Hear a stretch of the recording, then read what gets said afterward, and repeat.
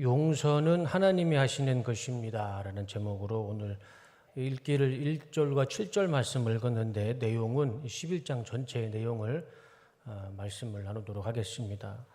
지난주 사사기 10장 말씀에는 잠시 복습을 돼서 내용을 이제 상기해 보면 이스라엘 사람들이 하나님을 여러 번 배신하죠.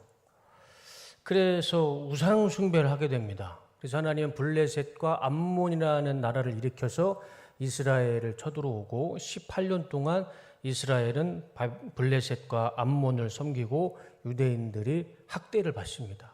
아마 기억이 나실 겁니다. 그래서 유대인들이 자기들의 믿고 있는 우상 바알, 아스다롯, 밀곰, 그모스, 몰렉들을 싹 다 정리합니다. 하나님 앞에서. 그리고 하나님 앞에 회개를 하죠. 하나님께 돌아오는 그들을 하나님은 이렇게 말씀을 하시죠. 10장 16절 사사기 다 같이 읽어보겠습니다. 시작. 자기의 가운데서 이방 신들을 제하여 버리고 여호와를 섬김에 여호와께서 이스라엘의 곤고른 말미암아 마음에 근심하시니라. 하나님께서 근심하셨어요. 회개하고 돌아오는 이스라엘 사람들을 보고 하나님이 근심하셨습니다. 근심. 이 근심은 부정적인 근심일까요? 긍정적인 근심일까요? 그렇죠. 긍정적인 근심이죠. 이것들을 용서해 말어, 용서해 줘. 그 근심인 거예요. 회개하고 돌아오니까. 그래서 하나님께서 10장에는 이 근심의 결론을 말씀하지 않으십니다. 그래서 제가 지난주에 11장을 말씀을 드릴 텐데 11장은 절대 읽지 말라고 말씀을 드렸는데 혹시 11장 읽어보신 분 계시나요? 네. 아무도 안 읽어보셨습니까? 감사합니다. 그럼 제가 설교할 맛이 나잖아요. 11장 말씀을 다 읽어보셨으면 내용이 다 나옵니다. 11장 말씀은 이렇습니다. 암몬 사람들이 또다시 군사를 일으킵니다. 그곳이 길르앗이라는 곳인데 거기에서 이 암몬 사람들이 이스라엘을 쳐들어오려고 군사를 일으킵니다. 그것을 이스라엘 지도자들이 또 알게 돼요. 그래서 이스라엘 지도자들이 미스바에 모여서 그 전쟁에 대해서 작전을 세웁니다. 사진 한번 보여줘 보세요. 길르앗이 저기 므낫세 지파가 있는 그 파란색 위에 저기가 길르앗이고 미스바는 유다 지파가 다스리는 예루살렘과 베들레헴 그 중간쯤이 미스바입니다. 그러니까 저 미스바에서 길르앗의 암몬 사람들이 전쟁을 일으킨 것을 알고 이스라엘 지도자들이 모여서 작전을 짜는 겁니다. 내려주세요. 작전의 결과가 무엇이냐? 자기들은 이길 수가 없어요. 그래서 자기들끼리 뭐라고 얘기하냐면 누구든지 전쟁에 나가서 암몬을 싸워서 이기는 자는 이스라엘의 지도자가 되고 통치자가 될 것이다. 하나의 좋은 딜을 상금을 주죠. 전쟁을 이기면 이스라엘의 통치자가 될 것이다. 그런데 그 누구도 나가서 이 전쟁을 싸울 자신이 없는 거죠. 그럴 때 이 지도자들이 누구를 보게 되냐면 길르앗에 살고 있던 길르앗이라는 남자가 있었습니다. 그러니까 지명 이름과 사람 이름이 똑같아요. 길르앗에 살고 있는 길르앗이라는 남자가 있었는데 이 남자는 기생에게서 낳은 아들 하나가 있었습니다. 그 아들 이름이 입다입니다. 입다. 근데 이 입다는 다른 형제들에게 인정을 못 받는 거죠. 그러니까 우리 조선시대의 서자입니다. 서자. 그러니까 정실부인에서 태어난 아들들이 이 입다를 무시하기 때문에 입다가 형들을 도망쳐서 노비라는 땅에 거주하게 됩니다. 노비라는 땅에 거주했을 때 거기 주변에 있던 건달들이 다 입다에게 와서 이 입다는 건달의 우두머리가 돼요. 그것을 이스라엘 지도자들이 알게 돼서 이 입다를 찾아갑니다. 그리고 딜을 하죠. 네가 우리를 위해서 전쟁에 나가서 암몬과 싸워 이기면 이스라엘을 통치하는 지도자가 될 수 있다. 네가 전쟁에 나가서 싸워라. 우리 성도님들이 입다의 입장이면 전쟁에 나갈까요? 안 나갈까요? 안 나가십니까? 저는 나갈 것 같아요. 왜냐하면 이미 형제들에게 무시를 당했어요.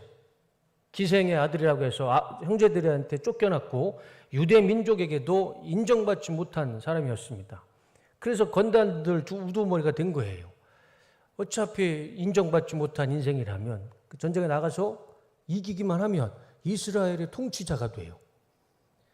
그래서 입다는 그 말을 딜을 받아들입니다. 그래서 이제 건달들과 이제 이스라엘 군대를 이끌고 전쟁을 나가려고 하는데 입다가 궁금한 거예요. 도대체 암몬은 왜 자꾸 이스라엘을 쳐들어오는가? 그래서 사신을 암몬 왕에게 보냅니다. 보내서 물어봐요.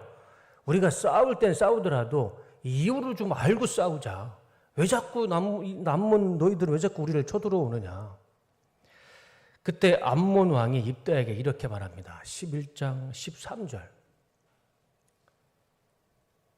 다 같이 읽어보겠습니다. 시작. 그러자 암몬 왕이 입다의 사신들에게 대답하였다. 너의 이스라엘 사람들이 이집트에서 나왔을 때 아르논 강에부터 야복강과 요단강에 이르는 네 땅을 모두 빼앗아갔다. 그러니 이제 그 땅을 순순히 내어놓아라. 그 암몬이 전쟁을 치르는 목적이 이겁니다. 이스라엘 사람들이 자기네 땅을 뺏어갔다는 거예요. 그 땅을 순순히 내놓으라는 겁니다. 근데 이 땅은 어떻게 해서 이스라엘 사람들이 땅이 됐어요? 전쟁에서 싸워서 이겼습니다. 그러니까 저 이야기는 말이 안 되는 거죠. 그러니까 우리나라가 지금 중국에 있는 발해와 구조선을 달라는 것과 똑같은 이야기입니다. 그러니까 말이 안 되는 거죠. 그러니까 입다가 너무 말이 안 되는 이야기를 하길래 서신을 또 한 번 보냅니다. 그게 23절과 24절이죠. 암몬 왕의 그 이야기를 대답을 해줍니다. 이와 같이 이스라엘 하나님 여호와께서 자기 백성 이스라엘 앞에서 아모리 사람을 쫓아내셨는데 네가 무슨 권리로 그 땅을 요구하느냐? 하나님께서 몰아내주고 우리가 전쟁에서 이겼는데 너희들은 무슨 권리로 그 땅을 요구하느냐? 너 같으면 너의 신 그모스가 너에게 주는 땅을 갖지 않겠느냐? 마찬가지로 우리도 우리 하나님 여호와께서 우리에게 주신 땅을 소유할 것이다. 당연한 거죠. 하나님이 전쟁을 이기기 위해서 그 땅을 차지한 겁니다. 그런데 암몬 왕은 그 땅은 우리 땅이니까 돌려달라. 그래서 군사를 일으켰던 겁니다. 입다가 결국에는 이 암몬에게 선전포고를 날립니다. 27절. 다 같이 읽어보겠습니다. 시작. 그러므로 내가 너희에게 아무것도 잘못할 것이 없는데도 네가 전쟁을 일으켜 나를 해하려고 하는구나. 그러나 심판자이신 여호와께서 이스라엘 사람과 암몬 사람 사이에 옳고 그름을 곧 가려 주실 것이니라. 선전포고를 합니다. 그래 한번 싸워보자. 누가 이기는지 한번 싸워보자. 그래서 입다가요 전쟁을 합니다. 이 입다가 이 건달의 두목이긴 하지만 하나님에 대한 믿음과 신뢰는 분명히 있었던 것 같습니다. 그런데 참 안타까운 일이 생겨요. 전쟁에 나가서 싸우면 되는데 입다가 무엇을 하냐면 하나님께 한 가지 맹세를 해요. 30절 말씀 보여줘 보세요. 자, 다 같이 읽어보겠습니다. 시작. 그때 입다가 여호와께 이렇게 맹세하였다. 만일 주께서 암몬 사람을 내 손에 넘겨주시면 내가 승리하고 집으로 돌아갈 때 누구든지 내 집에서 제일 먼저 나와 나를 영접하는 자를 내가 주께 바쳐 번제물로 드리겠습니다. 전쟁에서 승리하고 돌아오면 내 집에서 나를 가장 먼저 반기는 사람을 내가 내 손으로 잡아서 각을 떠서 번제로 하나님께 드리겠다는 겁니다. 그걸 맹세한 거예요. 언뜻 듣기에는 참 믿음 좋고 훌륭한 믿음의 고백처럼 들리죠. 근데 그렇지 않아요. 얼마나 어리석은 맹세인지 모릅니다. 자기네 집에 누가 삽니까? 아내하고 자식밖에 없잖아요. 둘 중에 하나를 잡아서 죽이겠다는 거예요. 혹시 아내를 두고 얘기하지 않았을까요? 그 말이 안 되잖아요. 설마 자식을 두고 그런 말을 했겠습니까? 죄송합니다. 제 아내가 뒤에 있는데. 너무 어리석은 맹세예요. 이건 이렇게 있을 수가 없는 맹세죠. 뻔히 누가 나올지 둘 중에 하나잖아요. 아내든 자식이든 둘 중에 하나인데 전쟁에서 이기고 오면 내가 그 사람을 잡아서 내 손으로 죽여서 각을 떠서 하나님께 드리겠습니다. 우리가 흔한 말을 하죠. 시쳇말로 그런 말이 있습니다. 입이 방정이다. 참 입이 방정이죠.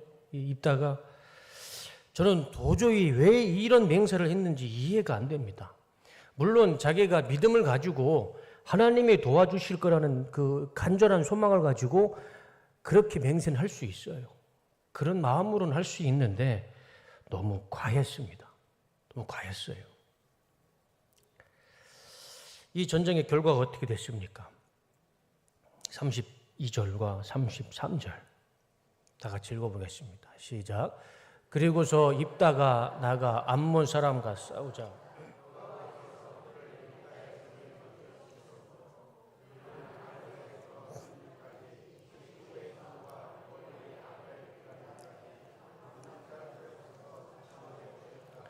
그래서 암몬 사람들은 결국 이스라엘 사람들에게 항복하고 말았다. 전쟁에서 이겼어요. 하나님께서 이 전쟁을 이기게 해주십니다. 전쟁에 승리를 하고 집으로 돌아와요. 집으로 돌아오는 길에 입다가 무슨 맹세를 했습니까? 누구든지 내 집에서 가장 먼저 나를 반기는 사람을 내가 하나님 앞에 번제로 드리겠다. 한 번 뱉은 말은 주워 담을 수가 없죠. 누가 나왔습니까? 34절 말씀 보여주세요. 11장 말씀 읽지 말라고 했는데 읽으셨네요. 다 같이 읽어보겠습니다. 시작. 입다가 미스바에 있는 자기 집으로 돌아왔을 때 무남 동료인 자기 딸이 그를 맞으려고 소고를 치며 춤을 추고 나오지 않겠는가. 딸이 나왔어요. 딸. 그것도요. 무남 동료. 딸 하나밖에 없는데 그 딸이 소고를 치며 막 춤을 추며 나온 겁니다. 당연히 딸 입장에선 기쁘죠. 아버지가 전쟁에 나가서 무사히 돌아왔어요. 그리고 나라를 구했습니다. 이제 우리 아버지는 이스라엘의 통치자가 돼요. 딸 입장에서 얼마나 기쁘겠습니까? 소고가 아니라 꽹가리를 치고 장구를 치며 잔치를 벌여야죠. 딸의 마음은 충분히 이해됩니다. 그런데 아버지 입다가 뭘 맹세했습니까? 처음 나오는 그 사람을 내가 번제로 하나님 앞에 드리겠다. 그 딸을 본 입다, 이 아버지의 심정이 어땠을까요? 아마 땅을 치고 후회했을 겁니다. 자신이 뱉은 말을 땅을 치고 후회했을 거예요. 근데 어떡합니까? 하나님 앞에 맹세를 한 거를 35절 입다가 이렇게 얘기를 합니다. 입다는 딸을 보는 순간 자기 옷을 찢으며 부르짖었다. 슬프다 내 딸이여. 네가 내 마음을 갈기갈기 찢어놓는구나. 어째서 네가 나를 괴롭히는 자가 되었느냐. 내가 여호와께 맹세한 것을 어떻게 어길 수 있단 말인가.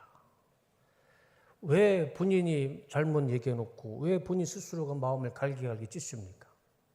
참 안타까운 사건이죠. 처음부터 결과가 뻔한 일을 왜 하나님께 저렇게 맹세를 했을까? 네, 내려주세요.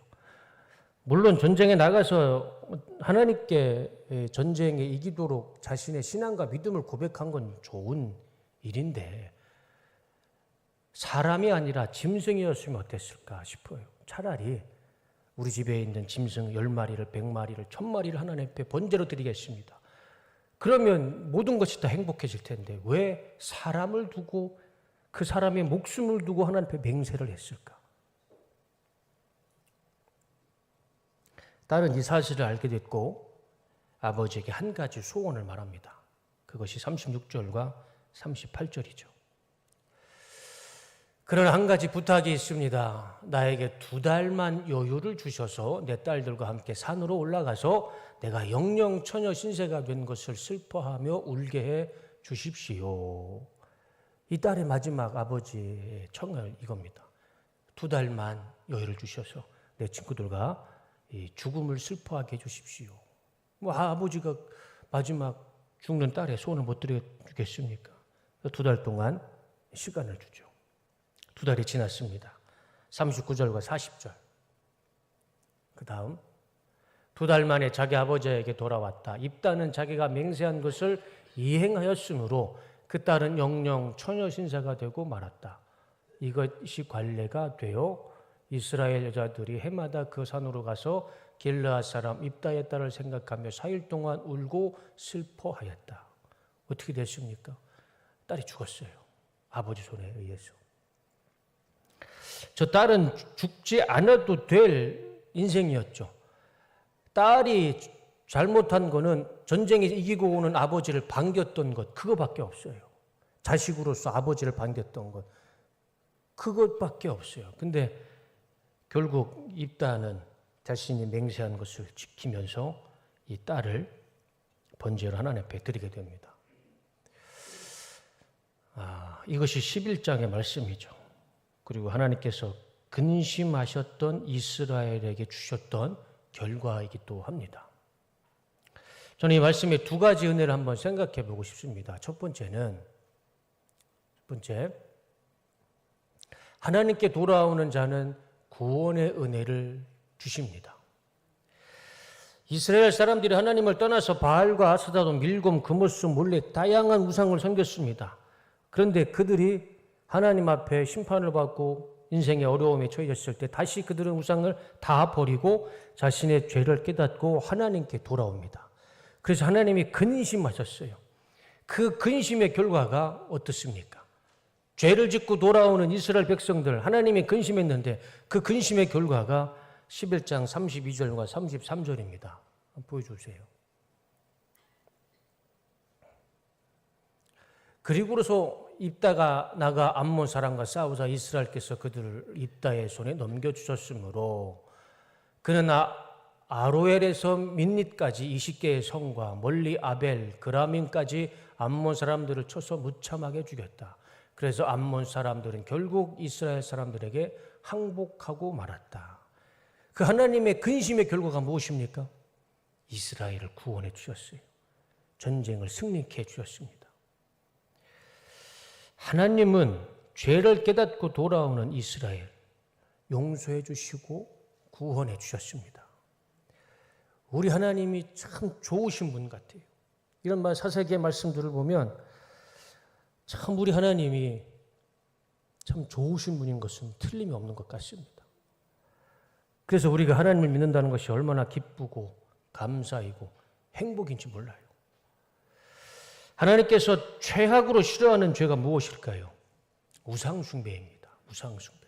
그래서 10계명의 첫 번째가 뭡니까? 너는 나 외에 다른 신을 섬기지 말랍니다.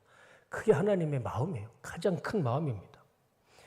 근데 이스라엘 사람들이 하나님의 말씀을 거역하고 우상을 숭배합니다. 하나님을 버려요. 그래서 하나님이 심판을 받죠. 그럴 때 이스라엘 사람들이 회개하고 돌아옵니다.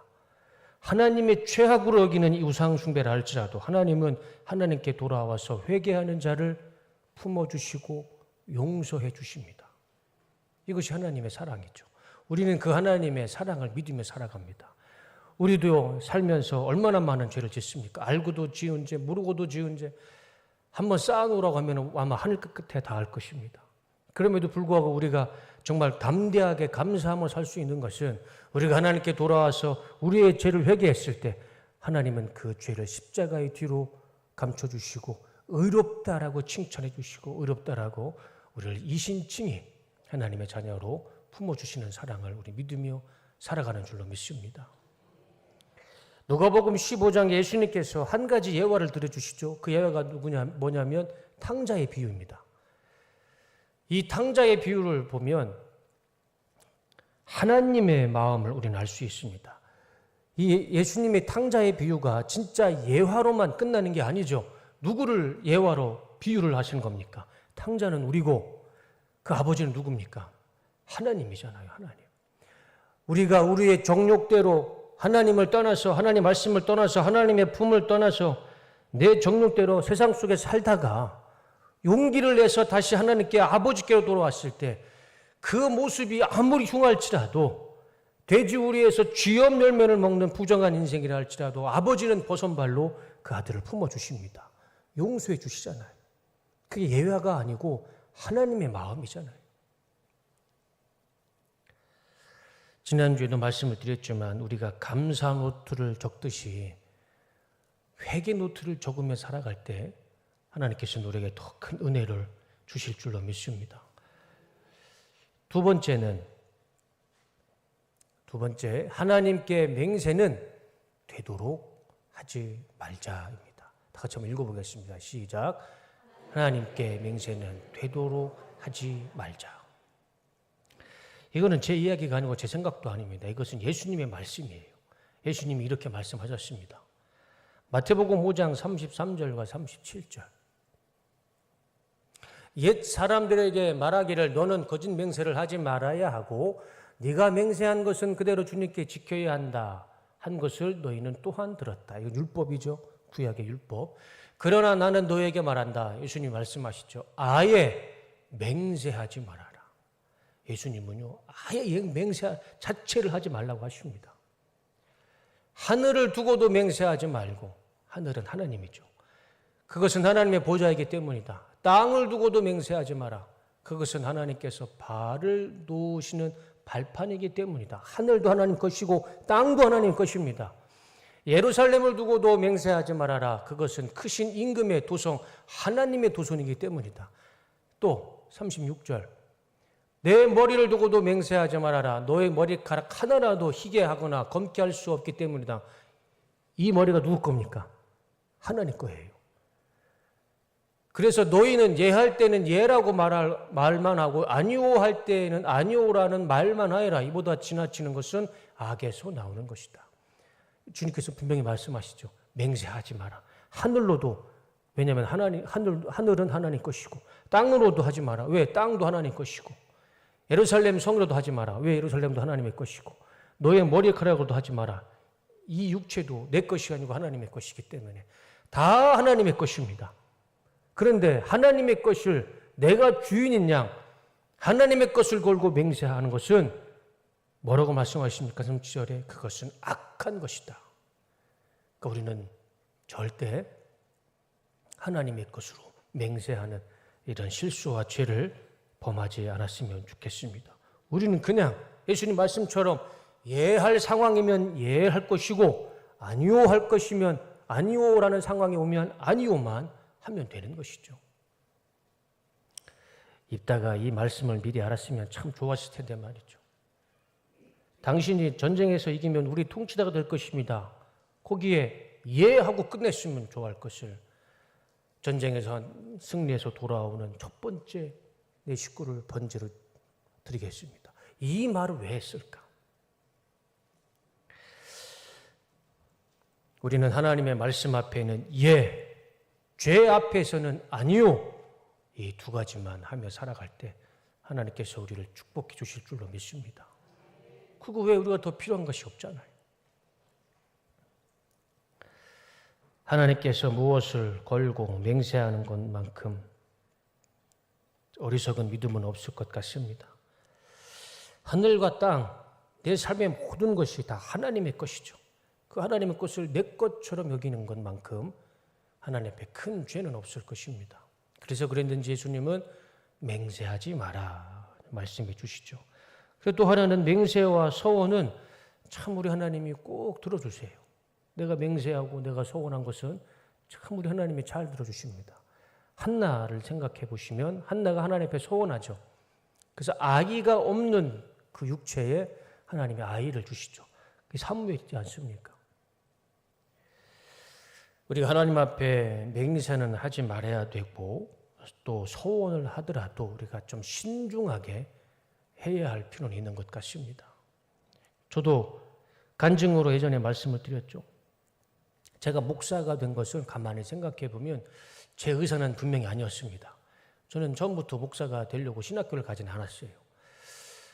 먼저는 하나님께서 계획하심이 있으셨을 것이고 또 할머님의 소원과 아버지의 소원이 있으셨어요. 저는 제가 태어나기도 전에 이미 하나님과 저희 할머니와 아버지와 세 분이 결정을 하신 거예요. 제 의사와는 상관없이. 어쩌면 좀 억울한 면도 있지만 어떻게 하겠습니까? 되돌릴 수 없는 인생. 목사로 살아야겠죠. 그래서 저는 제 아들이 태어나면서부터 지금까지 단 한 번도 소원 기도를 드리지 않았습니다. 단 한 번도 소원하지 않았어요. 저와 같은 인생 살까 봐.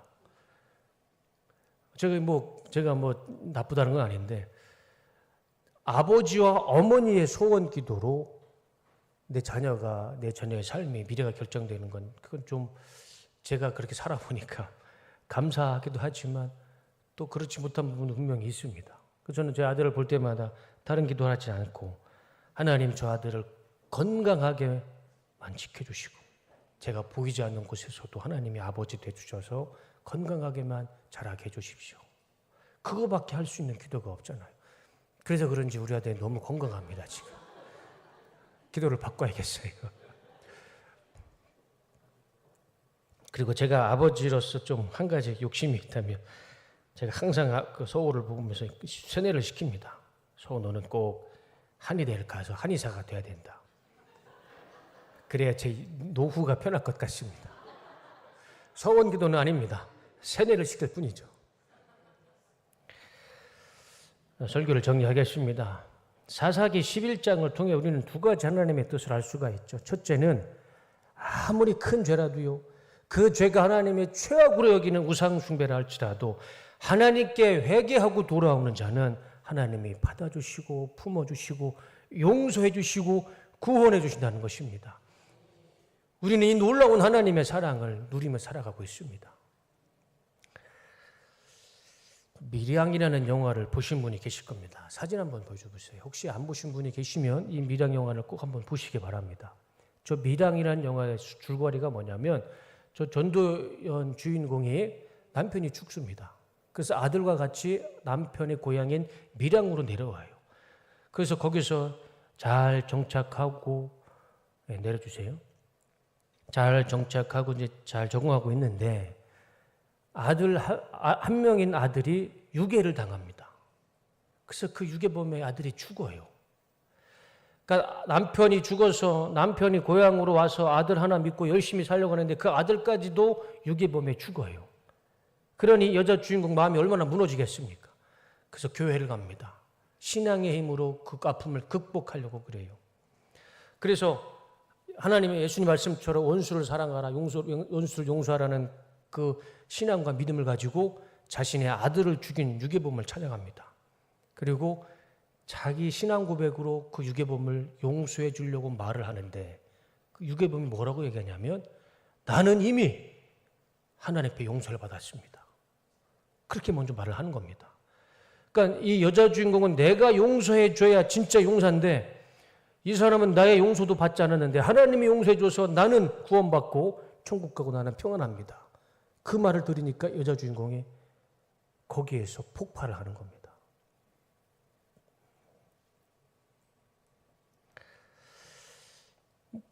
그 유괴범의 이야기를 듣고 하나님이 나를 용서해 주셔서 나는 평안합니다. 그 말을 듣고요. 몸부림치며 괴로워하는 장면이 나옵니다. 그러면서 기독교 세계관을 우회적으로 비판한 영화가 바로 이 밀양입니다. 영화에서 이 회개하는 살인자의 말 때문에 기독교가 참 비난을 받았죠. 이 영화 한편으로. 내가 용서하지 않는데 하나님이 용서해 줬다고 그게 용서가 되느냐. 기독교 세계관을 굉장히 비난했던 영화입니다. 근데 한 번쯤은 생각해 볼 만한 영화이고 볼 만한 영화입니다. 그런데 세상이 비난하고 사람이 비난할 수는 있을지라도 결국은 그럼에도 불구하고 하나님께 회개하고 돌아오는 자는 하나님이 용서해 주신다는 것입니다. 그 사람이 아무리 살인자라 할지라도 하나님께 돌아와서 회개하면 사람과 세상에 손가락질 할지라도 하나님은 그 사람을 용서해 주신다는 것이죠. 이 영화의 감독이 뭔가 크게 착각하고 오해하는 것이 있는데 용서는 사람의 몫이 아닙니다. 용서는 누구 몫입니까? 하나님의 몫이죠. 사람의 몫이라고 생각하고 영화를 만들었으니까 그렇게 기독교 세계관을 비난할 수 있습니다. 모르면 그렇게 비난할 수 있어요. 그러나 용서는 사람이 하는 것이 아니라 우리 인생을 주신 나를 창조하신 내 삶의 주인이신 하나님께서 해주시는 것이 용서이죠. 죄인이 하나님께 돌아와서 회개하고 용서받는 것을 사람이 평가할 내용은 아닙니다. 평가해서도 안 되죠. 지존파를 기억하실 겁니다. 충남 농산에 살던 청년 6명이 사람을 죽이는 공장까지 만들어 놓고 5명을 죽이고 그 인육을 자기들이 먹고 불로 태운 정말 끔찍한, 저도 충청도 사람이지만 충청도 사람이 그러진 않는데 그런 일이 있었어요. 사진 한번 보여줘 보세요. 그 중에 2명이 박상구 목사님이라는 분이 사형 집행을 하기 전까지 저들에게 편지와 성경책과 전도를 합니다. 그래서요, 저 살인범들이 하나님 앞에 회개하고 편지를 저렇게 남깁니다. 김현양, 당시 22세, 22세 하얀 남방을 입었던 사람이죠. 진정한 참회의 눈물 속에서 반성의 일로로 매진하여 나보다는 남을 위한 시간을 보내려 노력하고 있답니다. 반장님, 이런 죄 많은 인간을 위하여 신경 써주시며 귀한 물질적 도움까지 주시는 고마움에 무엇라 감사의 표시를 해야 할지 모르겠습니다. 저 김현양이라는 사람이 인터뷰를 보면 더 많이 못 죽여서 그것이 한입니다 라고 인터뷰했던 사람입니다. 저런 사람이 완전히 변했어요. 강문섭이라는 당시 20세, 20살이면 어리잖아요. 저 사람이 사형 집행하기 전에 이런 편지를 씁니다. 저는 이 안에 들어와 난생 처음 하나님이란 구세주를 알게 되었습니다. 처음에는 내가 한 일이 진정 나쁜 일이었는지 몰랐습니다. 그러나 주님을 영접한 다음부터 죄인임을 깨달아 늘 참회하는 기도를 드리고 있습니다. 사람을 5명이나 죽이고 그 인육을 뜯어먹고 불에 태워 죽이는 잔인한 살인자라도요, 하나님께 돌아오면 하나님이 그들을 받아주시고 용서해 주시고 구원해 주시는 은혜가 있는 줄로 믿습니다. 네, 내려주세요.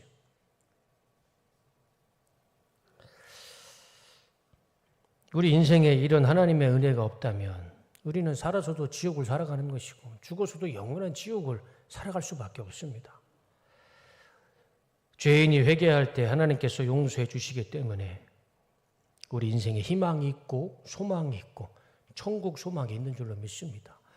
우리도 사람을 죽이는 잔인한 그런 살인자는 아닐지라도 우리도 우리의 말과 언어와 행동으로 얼마나 많은 사람들의 상처를 주고 영혼을 상하게 하고 수많은 죄를 짓고 살아갑니다.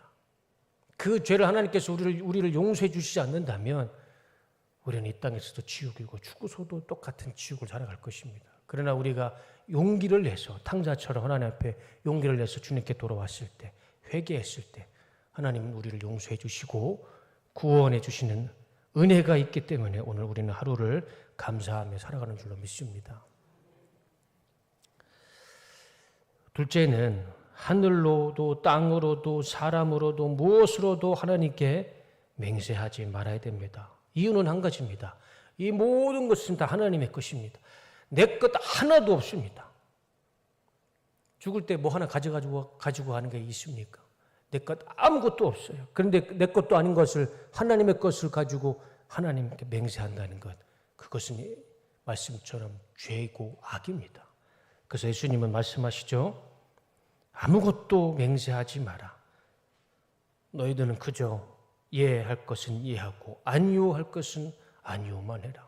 하나님 말씀 앞에서는 예하면 될 것이고 죄와 악과 불순종 앞에서는 아니요 라고 하면 하나님께서 우리의 삶을 축복된 삶으로 구원된 삶으로 인도해 주실 줄로 믿습니다. 그런 삶이 오전에 말씀드렸던 경건한 삶, 하나님께서 인정하시고 칭찬하시는 경건한 삶이 될 줄로 믿습니다.